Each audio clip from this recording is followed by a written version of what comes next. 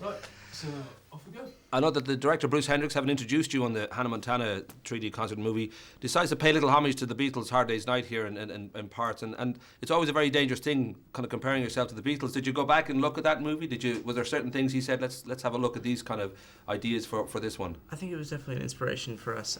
It's one of our favorite movies, not only with the fan moments in that film, but also the humor. I mean, it's a hilarious movie, and which we thought, we should make this a concert film, but really try to make it a full movie.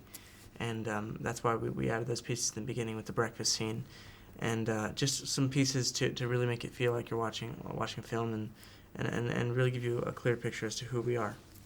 You get a good clear picture of your fans as well, and I was just thinking the fact that you have some famous fans, like when you've got Barack Obama's daughter, is kind of crazy. Like, is it Malia or Amelia? I'm not sure. I don't know how to pronounce her name. I'm not sure either. Right. Sasha Malia. Yeah. Right. But that must get kind of surreal when there's people like that, everywhere. But just that idea that sort of devotion, you can see it in the film too, that there are people who would absolutely die just to meet you. I don't know whether that kind of still surprises you or still makes you feel a little bit strange. There's people out there who are obsessed. It definitely always is still a surprise. You wake up every morning and then you realize, wow, I'm still doing this. This is crazy. And I think especially with the way our fans do, react and show their appreciation, you have a very high level of respect for them, and they do as well for us. And I think it's very, very special.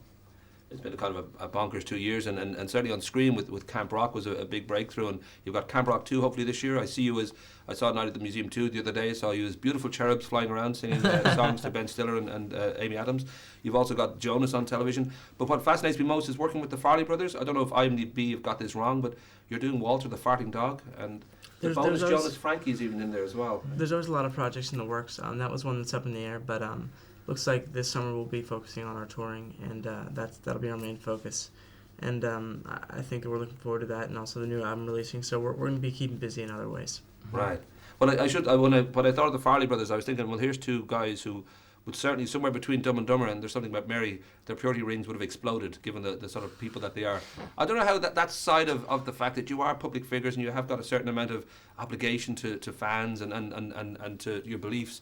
I mean, is that always very easy, especially when you're stepping out with incredibly beautiful women like Taylor and Camilla and all those sort of things? I don't know whether the purity ring gets kind of hot and itchy, or whether it's always, this is okay, I'm a good Christian, I can handle this. I think for us, it's about just taking all of us one step at a time.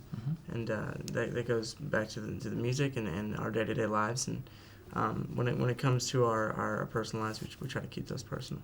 Because I've got a pure evil ring. It's like a purity ring, but it's Irish. If you need to borrow it, it's great fun. You can just do anything you like with this ring, but you have to take it off when you go to bed, because otherwise it gets a bit crazy. I should mention too that in all highly successful pop bands, from Take That, Spice Girls, everybody, there's always one that goes off the rails and either ends up in jail or kibbutz or worse, Scientology. Is there a sense already that maybe one of you is trouble? Because there's always that notion that somebody's got some sort of gene in them. You just know if we ever go off the rails, he's going to go first. I don't think I reckon it's Joe. Joe has a look about him. Wow, that's a little rough. I don't think anyone ever goes, yep, I'm gonna be a mess in my life. I don't think anyone really does that, but we really hope not, at least. And we're just, like Nick said, taking every day one step at a time, and enjoying every minute of this. It's an amazing ride, and we're very appreciative of what we have, and we remember what it was like not to have the fans, and traveling around in the buses and doing things like that, and being able to even tour. So it's really nice.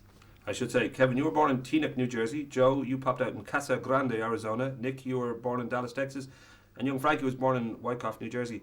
Were your parents Paul and Denise fugitives? Were they on the run? Was there kind of how they always seem to be on the move? Yeah, they just were really involved in music and things like that. So always kind of traveling around and whatnot. Yeah.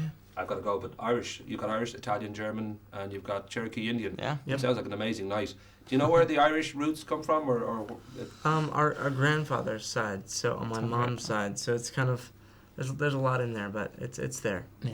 It's all the talent and good looks comes from there. You know that, right? Exactly. That's of course. Rock and roll. Okay, guys. Awesome. Nice Thank you to so much. It's a pleasure.